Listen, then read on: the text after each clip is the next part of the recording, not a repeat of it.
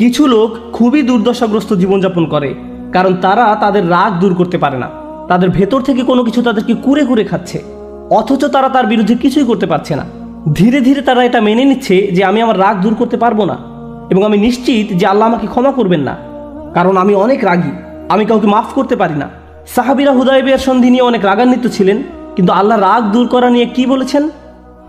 আনজালা সাকিনাতা ফি কুলুবিল মুমিনিন, তিনি মুমিনদের অন্তরে প্রশান্তি নাজিল করেছিলেন। তিনি মুমিনদের অন্তরে শান্তি, ধৈর্য, প্রশান্তি নাজিল করেছিলেন আকাশ থেকে।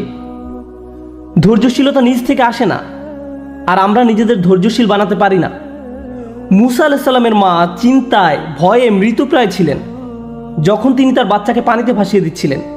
আল্লাহ বলেন, লাউলা আর রাবাতনা আলা কলবিহা, আমরা কি তার হৃদয়কে দৃঢ় করিনি, তাকে শক্ত রাখিনি? আল্লাহ তার অন্তরকে দৃঢ় করে দেন, যার সাধ্য তার ছিল না। তিনি এটা নিয়ে ভয়ে ছিলেন, মানসিক অশান্তিতে ছিলেন। ঐশ্বরিক হস্তক্ষেপ আপনাকে সাহায্য করে শান্ত হতে।